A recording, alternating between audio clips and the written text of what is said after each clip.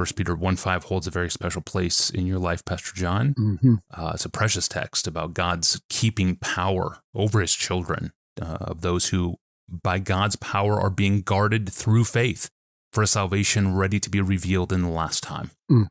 So precious. This is the promise that you wanted as a banner over the life of your mom, and so had a phrase from this text in the King James Version etched into her grave, kept by the power of God.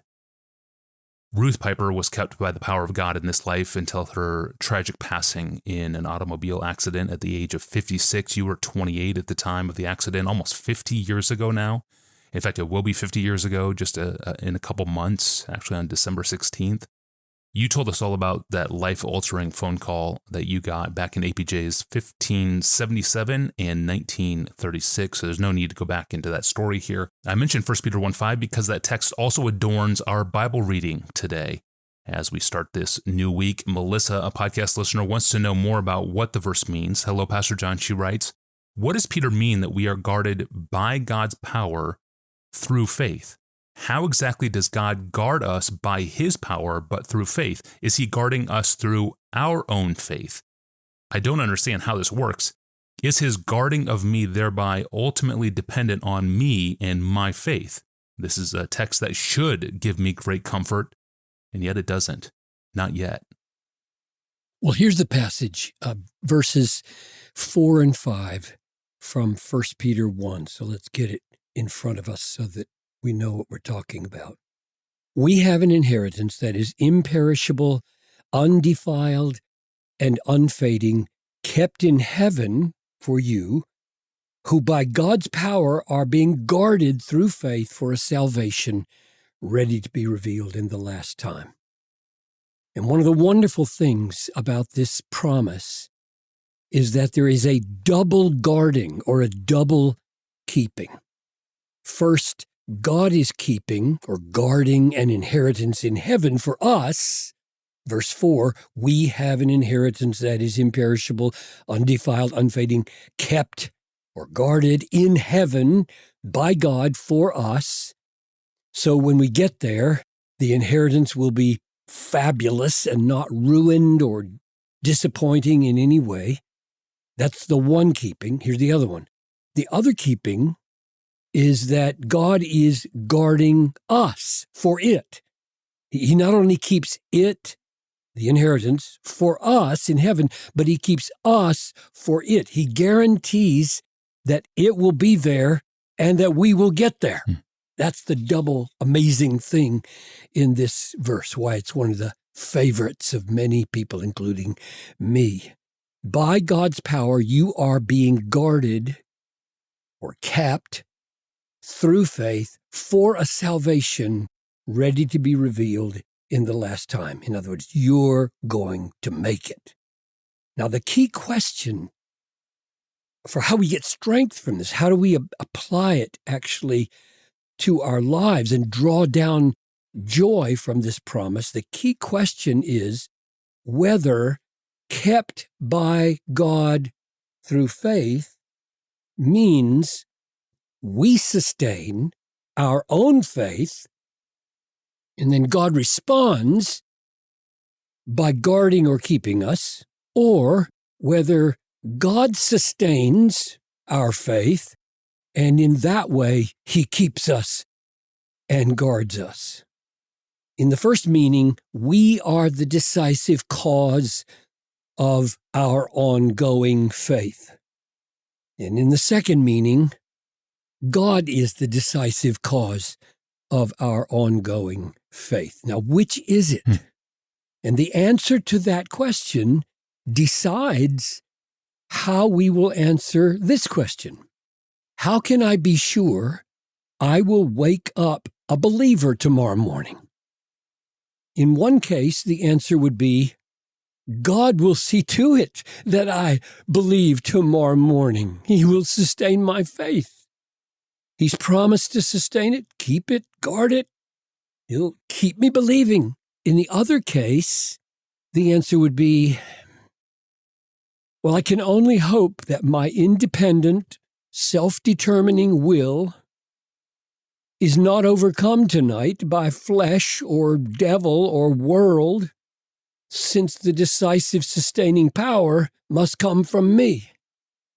I see at least 5 reasons for thinking that Peter intended to strengthen and encourage us by teaching that God sustains our faith.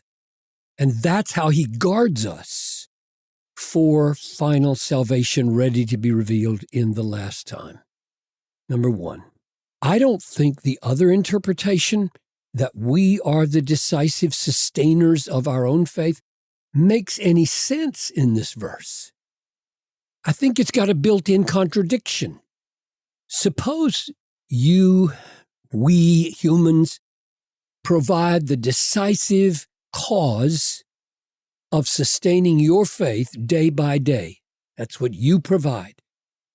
My question is, what's left for God to do to guard you for your heavenly inheritance, your final salvation? You might answer, well,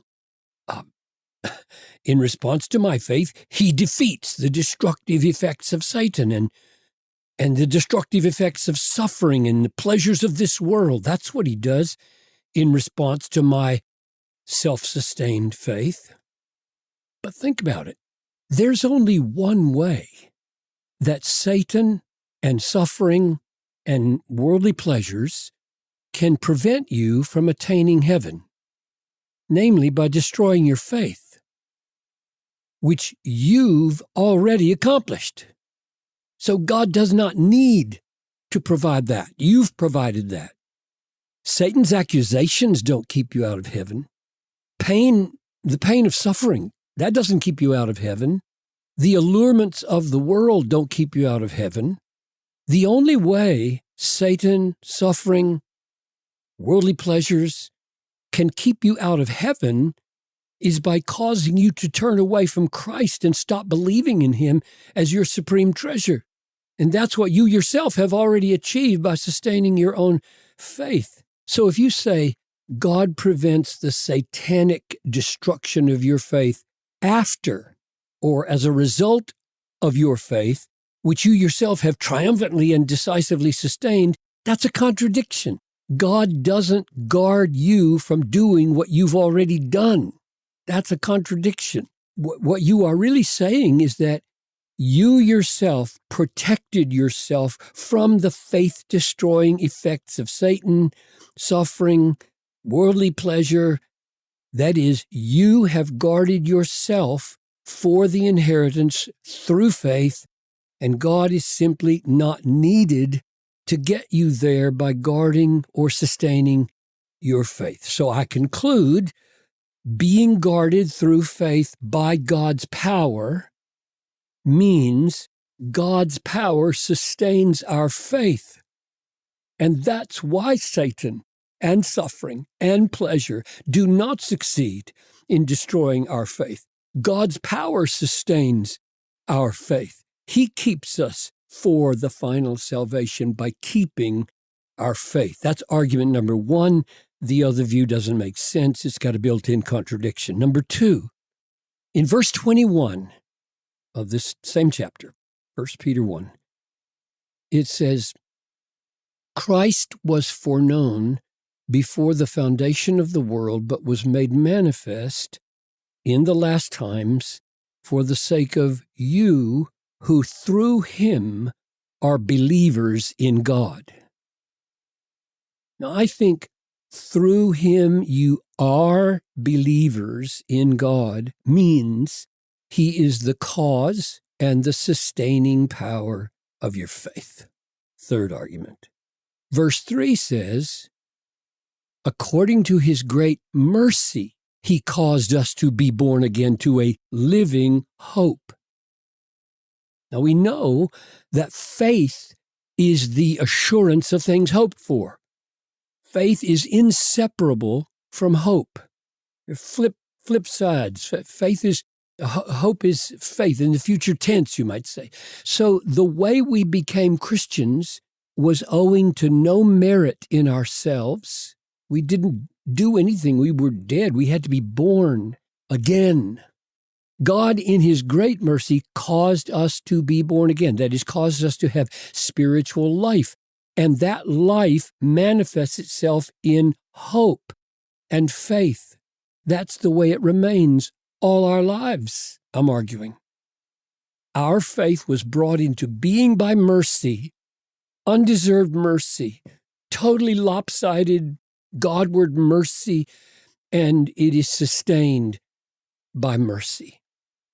Argument number 4, this interpretation fits with the promise of the new covenant in which Christians now live. This is who we are. We are blood-bought, new covenant people. And here's how Jeremiah describes the new covenant, which is the experience of believers today. Jeremiah 32:40. The Lord says, I will put the fear of me in their hearts, that they may not turn from me. That's the promise of God's sustained faith. That's the heart of the new covenant, the heart of it.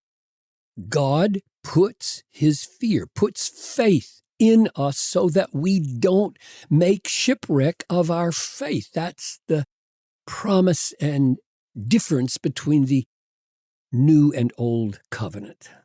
Finally, number 5. In Luke 22:31, there is a beautiful picture of how this faith-sustaining work of God happens. Happened then, happens now because of Christ's intercession for us in heaven. Jesus says to Peter, the night before his crucifixion, Simon, Simon, behold, Satan demanded to have you that he might sift you like wheat. What does that mean? It means he's going to squish you through the strainer and sift out all your faith. He'll leave you there and your faith will be stuck in the wires. That's what he's trying to do tonight. Verse 32, but I have prayed for you that your faith may not fail. In other words, I have asked your Father in heaven to sustain your faith. That's what I do. And when you have turned again, not if you have turned again, when you have turned again, he knows it's going to happen. He asked God for it. When you've repented, then strengthen your brothers. So that's a picture of how Christ intercedes for us today. He's interceding for us, and that's what he's doing. He's asking our Father to sustain our faith, just like he did for Peter. So for those 5 reasons at least, there are more, I think we can rejoice. Indeed, I think we should leap for joy that not only is God keeping a treasure for us in heaven secure, he is also keeping us secure for heaven. By his power through faith, this is through sustaining our faith. Incredible source of security and joy. Thank you, Pastor John. And thanks for joining us today. If you have a question to ask Pastor John, find a link to email us and find our complete episode archive, all at askpastorjohn.com. Every episode with audio and full transcripts available for you at that website. Well, how much money does an American need to have on hand in order to retire? Some say about $1.5 million should do it. Others say $100,000 is more than enough. Huge disparity. So how much money do we need to retire? Thursday, we'll ask Pastor John. We'll see you then.